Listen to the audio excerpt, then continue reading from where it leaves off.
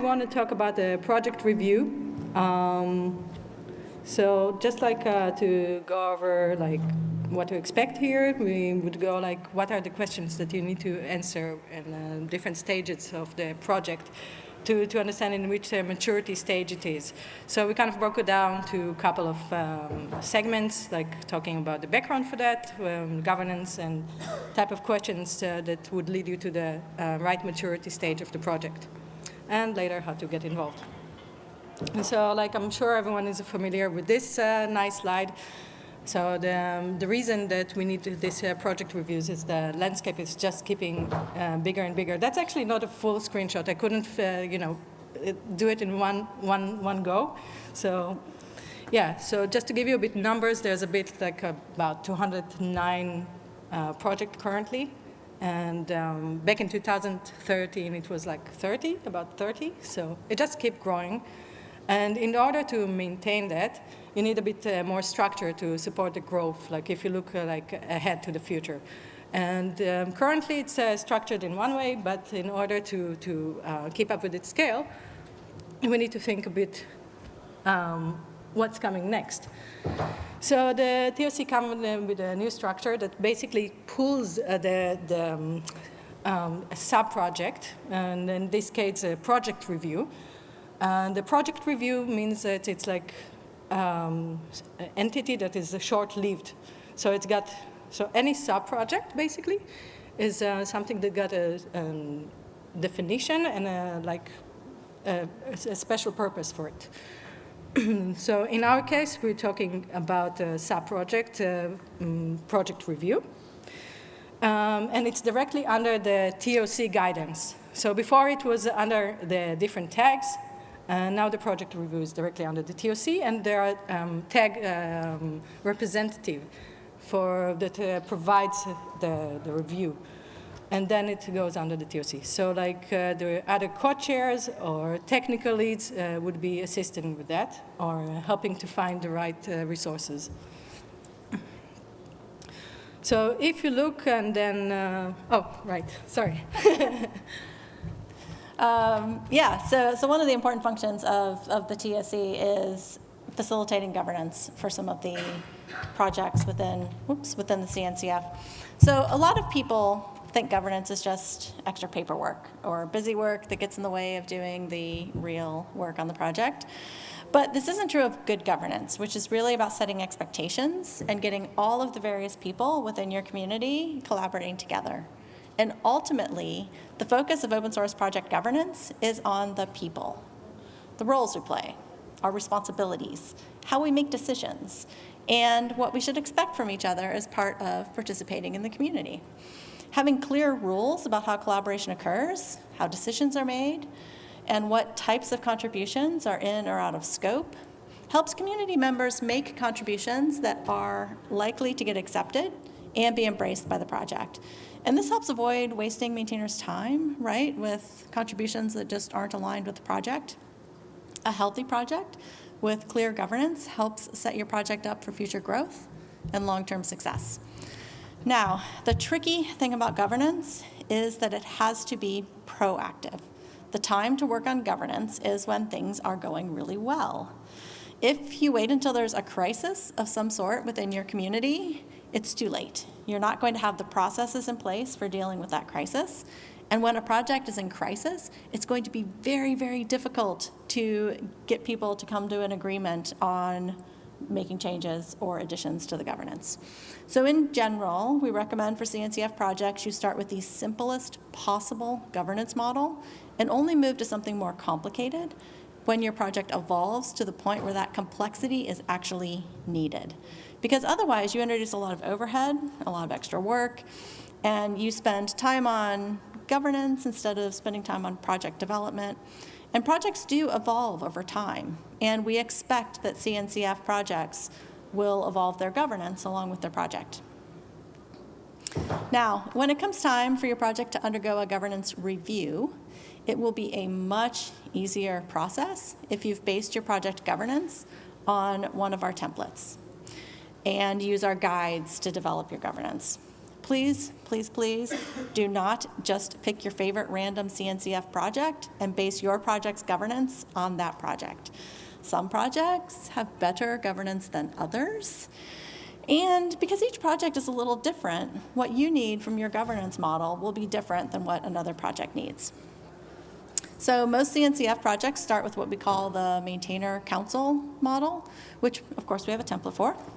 And this is the simplest form of governance. And this is the one we recommend for most CNCF projects. So this is where maintainers get to make the decisions in the project, often by consensus, but there's usually also a provision for voting in certain cases. And as projects become larger and more complex, you might need to move to one of our other governance models, or you might not. We have a template for projects that are made up of many different sub-projects, which is where you need a multi-level structure where sub-project leadership kind of flows up to overall project leadership. But this is a really complex model, and it's really only recommended in rare cases for projects that have a lot of semi-autonomous projects underneath them. We also have a template for elected steering committees, but again, this adds a lot of complexity. And we really only recommend it for projects that have maybe many different groups with competing priorities, or maybe a very large number of maintainers who couldn't easily reach consensus quickly, or when there's a need to enforce something like employer representation limits.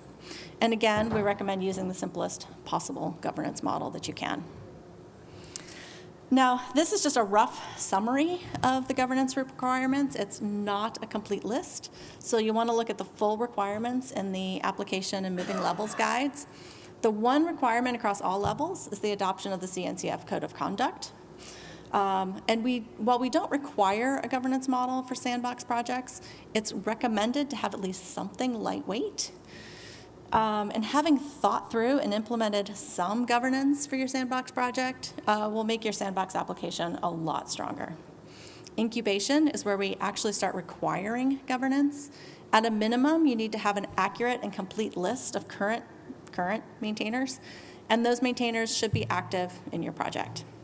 The number of maintainers should also be appropriate for the size and scope of the project that you're working on. We also look at whether the documented governance is actually reflected in the reality of how your project operates, including ownership and responsibilities in GitHub to match what the project has documented. There's also a long list of suggested but not required things for governance, and most, if not all of them, are probably still worth doing at the incubating level, and it will make your application to move to incubating a lot stronger. Now, at the graduating level, there are extensive governance requirements, so I'm not going to be able to cover them all here, but using one of our governance templates will help you meet those requirements. And some of the critical requirements are that the governance is clear, discoverable, and vendor neutral, with documented processes for project decision-making, including how people are selected for leadership positions. And the links at the bottom of the slide have loads more details about the requirements. And the slides are already uploaded on Sketch, so you have these links. Governance reviews are designed to help projects grow and improve. So keep this in mind when you're going through the review process. Our goal is to use these reviews to make CNCF projects even better over time. So we're not trying to trick you or punish you for not having absolutely perfect governance. As I mentioned on the last slide, your governance review is likely to be easier if you followed one of our templates, but we can do the governance review even if you haven't. It might just take a little bit longer if you haven't followed one of the templates. And we have an issue template linked at the bottom of the slide that you can fill out to start the review process, and that gives you a pretty good feel for what you're going to need to do. It starts with some links to some basic information about your project to help the reviewers find more details when we ask questions. It also has a section for governance model details. So this is where you tell us which template you used, any places where you deviated from the template, or if you have something more custom and didn't use a template, you'll describe it in that section. And then we ask for links to your governance documents, which can be one single big file or multiple documents. We also want to know how you've been executing on your governance. So while having documented governance is important, you also need to follow those processes in your project. So we ask for examples of execution of the governance. So that could include things like voting on something or promoting a contributor, maybe demoting a maintainer, or a few other things. And as I mentioned before, we expect governance to evolve over the project's lifespan. So it's expected that changes will occur over the project's life, and such changes are iterative, tested, adjusted. And if there are any major milestones in the project's governance over time, we'll ask you to describe those as well. So finally, then we ask a few questions to better understand whether you're looking for feedback or know of any areas that you're already planning to improve your governance.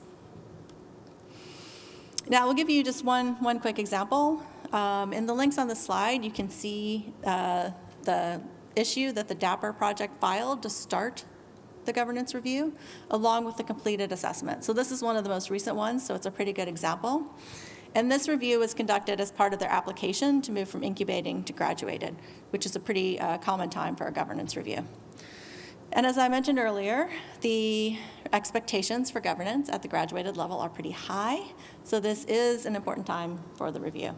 Now, the DAPR project governance was already closely aligned with our steering committee template, which made the governance review fairly straightforward compared to projects that maybe aren't as aligned with the template.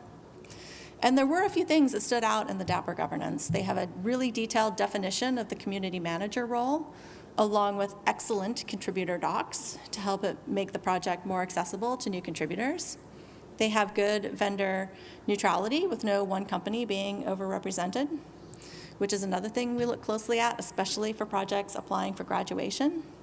And they also follow good security practices for securing access to the project's resources. Now, almost every project does have areas where they can be improved, which in this case were relatively minor and non-blocking for graduation. So, for example, they could use some GitHub tooling that might make it easier to manage access and increase transparency. The discoverability of the difference between some of the roles and responsibilities for maintainers versus steering committee members could also maybe have been just a little bit more clear. But you can read the full assessment and the issue where they requested it, and you can get a lot more details there. And there are also other assessments in the same folder, but the assessment process has evolved significantly over the past year. So if you're looking for examples, I would look at some of the newer ones, because they're going to be better examples of how we do governance reviews now. Now, with that, I'm going to turn it over to our next speaker to talk about day 0. Can I make them smaller? Oh, do you want the slides bigger? Yeah, because I don't have notes. Oh. How's that? That's better. Yeah, perfect. All right, so when you approach day 0, it's like the early phase that covered the design, the architecture of the cloud native project. It's what's like the early stages. So if you kind of want to represent it and make clear what the project is about. So you could scope it in a way that would be easily understood for people who want to join the project. So describe the roadmap process, who are the target personas. This is really like more like thinking about it as a PM. Hello. What are the independent adapters? What is the target audience for that? And add anything that could clarify like what is the why and the target for this project. So there's plenty of questions that you could ask. I actually printed out. It's a couple of pages, which I'm not going to read for you now. But like I would sample a few later. It's like 3 whole pages for day 0. So not all questions going to be applicable for any project. However, there is enough to cover pretty much any project that would come in. So as I said, it's like the planning stage. So you need to think also as usability and the design, how the UX going to be like, how is it integrated with other environment, think about the architecture, access management, and so on. So like here I'll actually sample a few questions to give you an idea. Define any specific service dependencies the project relies on the cluster. Just another one, describe the project storage requirement, including the use of ephemeral or persistent storage. And there's about 50 of them. So like, not one size fits all, but you could definitely find where your most relevant questions are, because this R would guide you and make sure that the message is like understood. You know, like you need to represent your project. Some other factors, it's like how is it integrated, the topology, the API design, the versioning, if it's like an operating system, like that could be like very relevant. Sorry, I'll use the anecdote. Release processes and so on. It's just like a very extensive list of questions.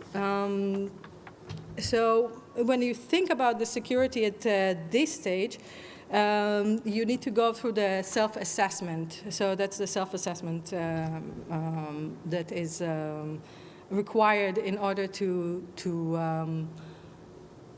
have a project as a CNCF project. There are like more advanced requirements that might arise at the later stages of the project. And so you need to kind of think like what is the alignment of the project with the CNCF and other tooling that integrate with privileges that users might need, and also think about other vectors that could be attacked during the life of the project. So you could think also of governance, not governance, but about where does it land, like SALSA compliance or whatever other compliances. It might be a bit too early, but just like think about the life of the project, the long run. With that, it was to you, Nick. So then we start to move on to day one. So day one, incubation. And there's a kind of a little bit of a kind of a, I work with Tag Network. In about the last 12 months, I've done maybe 8 sandbox reviews.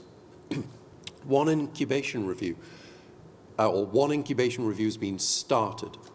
Now, the kind of the difference is, an incubation review is not massively overwhelming, but we kind of start to look at different factors and starting to move on to the thought about getting things production ready or getting things more in self-sustainability. And we cover 3 core sections when looking at an incubation review, and that is that configuration and activation, enablement and rollback, and then upgrade and rollback planning. So kind of dig into those in depth. So the question around configuration and activation is predominantly, what does configuration and activation look like? So, the question you ask is, well, why is that important? And the reason that it's important is that in configuration and activation is generally the end user's first interaction with your project. So they've spent the time to do the due diligence, to understand what the project does, and that they want to try it out. The next step along that process is to go and do it, to install it on a cluster. And configuration and activation have a huge impact on the success of that step. And then obviously to you as a project maintainer, why that's important? Well, it affects the drop-off, it affects the adoptability. So we want to kind of start seeing good user experience, or just thought around config and activation, because as a project matures, the tolerance of a sandbox project, people are quite tolerant to it. They understand that it's sort of a smaller project. It might have less maintainers, and that things might be a little bit rough around the edges as it's developing. But once you start getting to incubation, there's a kind of an expectation that has also grown. So then around that kind of theme, we're also looking at things like enablement and rollback. So how can it be enabled? So that, what is the ease of getting it into your cluster, but also how can it be disabled? How does the kind of the project changes any behavior on the cluster? So is there an impact of the software that I'm installing on my cluster that could have a knock-on effect of other projects? How do you test that sort of an enablement so that it is a smooth process? That factors into things like upgrades and such. And does it also clean up any resources? Now, as a project maintainer, you would hope that I'm never going to want to uninstall your project, and that's absolutely right. But the key thing is that you've got to think about around that is that if I'm working for an organization, I might factor in the kind of the cleanup or the removal process as part of my evaluation. So if you don't have those things considered, then I might not actually sort of adopt your project in the first place. So there's a number of factors that you've got to think about why this is actually important.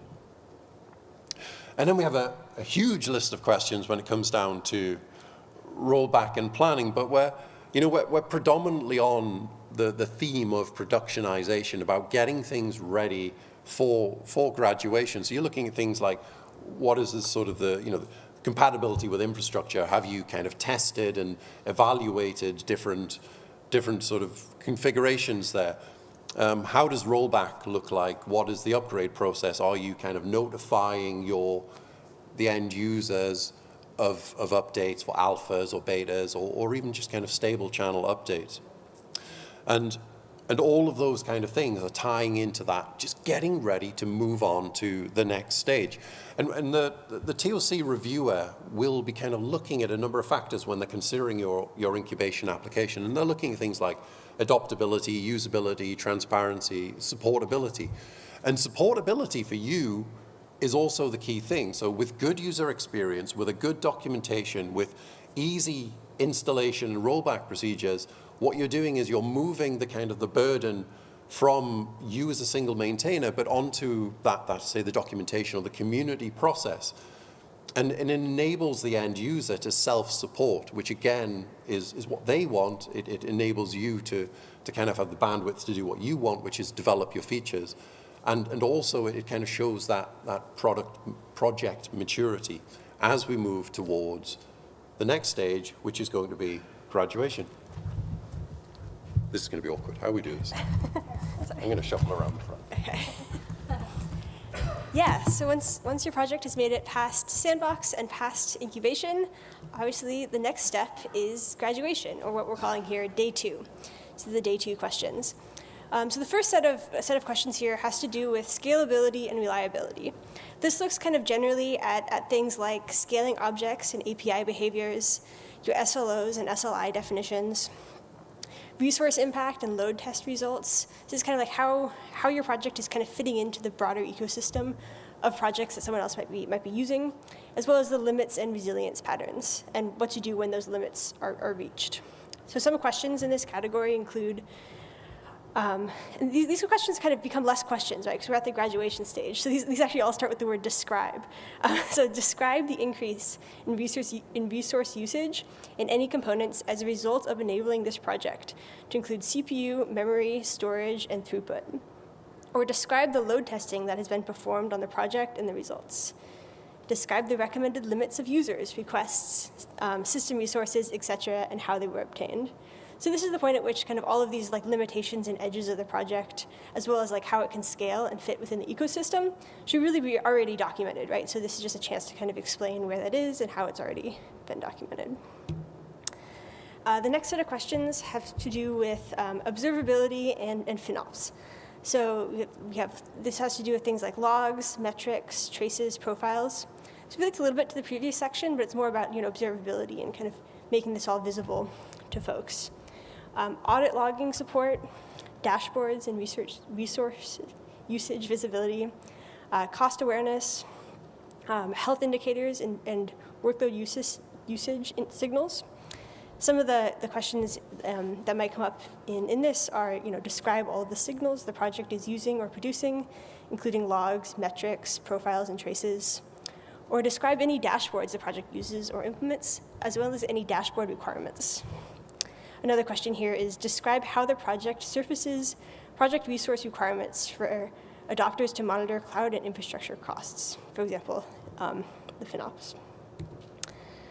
The third kind of set of things to look at on this day 2 is the dependencies and troubleshooting. And some of these categories you might recognize from the day 0 and day 1, right? But as you move through the days, right, your project has more maturity and so has different kind of sets of questions in these ones. So yeah, as before, dependencies and troubleshooting, that's to do with the in-cluster service dependencies, dependency lifecycle and source composition analysis, failure modes and recovery patterns, as well as troubleshooting guidance. So some example questions here might include things like, how does the project incorporate and consider resource composition analysis as part of its development and security hygiene cadence? Or how does this project recover if a key component or key feature becomes unavailable?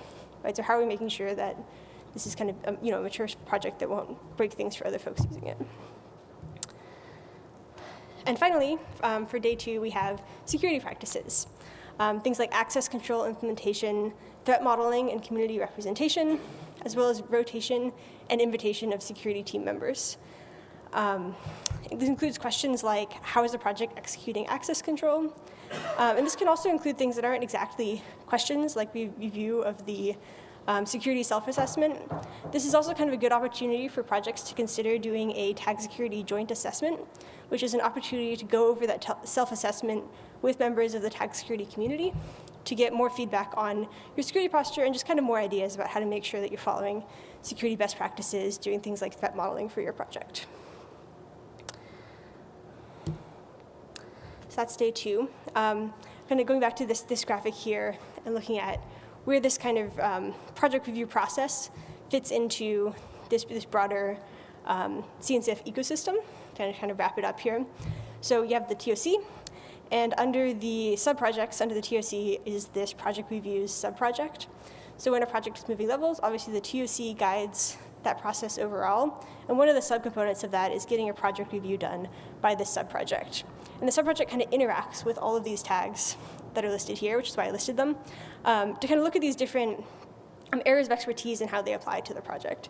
So just kind of to give a sense of how this all works together. And then I have some links here about how you can get involved and learn more about this new process that is being introduced. There's a GitHub issue that has a lot more detail about what's going on here. There's the TOC channel on the CNCF Slack, which I don't think there's yet a channel for project reviews themselves. I'm sure one will spin up eventually, but for now we have that channel there, which is a public channel. And there's a couple of presentations available that were made as part of this kind of tag reboot process, which includes the kind of pulling out of these project reviews from the tags into their own subproject. That has some more details about kind of the how and the why of this whole process. And finally, we just want to put this slide up to give folks the opportunity to become a mentor for underrepresented groups in open source. Kind of being part of our community means bringing more people into the community. So I'll leave that QR up on the screen for now. Thank you all.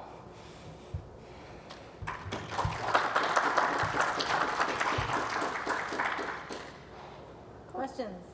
Yeah, if folks have questions or comments, I don't know. There's a microphone in the middle here, so we can make sure it's heard for the stream, or just shout and we can repeat it. Okay.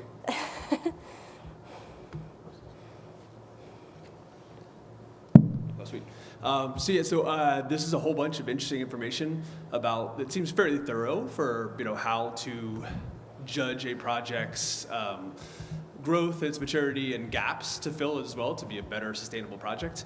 I did not understand though, how does this relate to like existing incubation, graduation reviews? Is this like another thing on the side that's like done in like off intervals, or how does it all work together? You can use the mic here. Step out. Sorry. So the full intention is about smoothing the process to make things happen faster, to reduce the backlog. So if anybody who's done an application on Sandbox in sort of the previous 12 months might have noticed that it can take quite a long time before things get to review. So you'll do the presentation of the tag, but then when it has to sort of go for vote with the TOC. So it's about improving that process to increase the velocity and to kind of reduce the burden on everybody involved and kind of do the deduplication. So it's an improvement rather than a kind of a standalone. But it is currently working. We've been running this for, about 3 months or so? Yeah, and there is no backlog, or there was no backlog at the last Sandbox meeting. We got 4 in. 4, right? 4. Yeah? Getting it down to 0. Yeah. A week and a half ago. So it's working. Yeah. It's good. Does anybody else have any questions? This is a really great list of questions for any open source project, and so this is amazing. I'm going to have a better look at the questions. So thank you for this presentation. My question is, what's the intention for how this sub-project will work with tags? Specifically, I'm a chair for the Green Reviews Working Group, which was created in the sustainability tag, and it's moving to tag operational resilience. So, how can we're doing something similar to the security assessment, but with energy efficiency. So how could we move towards working together, potentially? Yeah. Bob's probably the best person. So for one of the reasons that the project reviews got bumped up to a sub-project under the TOC was to try and make sure that we're getting more people rotating through that group. The chairs will technically be responsible for sort of either helping do a review themselves, so it'll be the chairs of all the tags, or pulling in subject matter experts to help participate in some of those. And this is all towards trying to get more people exposed to what good governance and good technical practices look like, especially earlier in the process. And some of the questions on here came from the general technical review doc. And there's a couple things like you can get a governance review done before you go for moving up a level, and getting that done counts. You can do that in lieu of an entire section of the due diligence process. Similar thing for the GTR, the general technical review stuff, where a lot of these, more technically oriented questions were asked on the day 0, day 1, day 2 stuff. And a lot of those questions came from actually end users and things. They want to know other things that we've seen with production readiness reviews and things of that nature. So it's a lot of stuff that people should be considering earlier, and potentially integrating some of those, the green stuff into that might be a good option going forward, or basically just looping it as another thing that people can potentially do in lieu of another section of due diligence. Time for one more question.